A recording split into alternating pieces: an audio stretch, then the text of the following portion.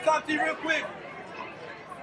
Hi, this is Brandon I. Brooks, managing editor with the Los Angeles Sentinel and the LA Watch Times newspaper.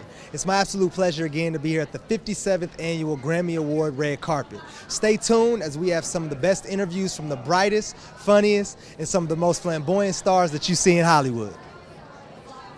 This is Brandon with the Los Angeles Sentinel, LA Watch Times. My pleasure today. I'm a huge fan to be with Miss Soledad O'Brien. Pleasure. I'm really well. And how great is this? What a great night. It is awesome, and it's awesome. While I have you, I work with the Black Press. I'm really appreciate the journalism that you've been doing lately. Oh, thank you. Especially with police brutality. Can you tell me a little bit more about that? Yeah. I think you're going on tour. We are. Our Black in America tour, which is off of our Black in America documentary, takes a look specifically this year at the Eric Garner case in New York City and police brutality. And so we really wanted to explore stop and frisk. When you look at the numbers of young, mostly Black and Latino men who are stopped in New York City, up to about 2013, starting in about 2003, it was about 5 million people.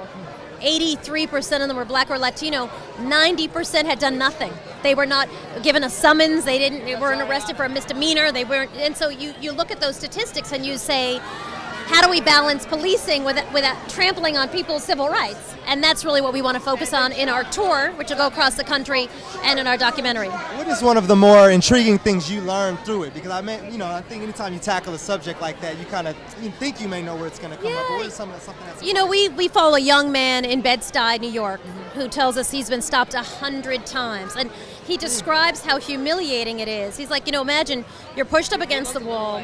He's like, I'm in front of my college. My professors are walking by. My classmates are walking by. Do you know what it's like to first you're embarrassed, then you're humiliated, and then you're angry. Then you're just enraged because it's just so unfair. And how do you navigate this line between protecting communities, which has to be done, but making sure you're not creating a population of young men who feel angry, furious at the very people who are supposed to be protecting them. It's a question that has to be answered not only obviously in New York City, but every community.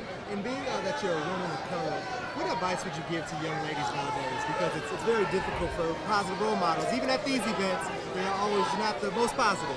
Yeah, but I think you have to figure out where your role models are.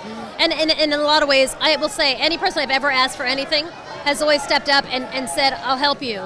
So it's been my experience whenever I run a foundation, we take 25 young girls, mostly minority, Black and Latina women, and when they need help and support, we find someone to support them. People are so generous. So I would tell them, don't be tricked into feeling they're not role models. Everybody wants to help. You just have to have the guts to go and ask for help. Thank you so much. I appreciate this time. You bet. It made my day. Thank you.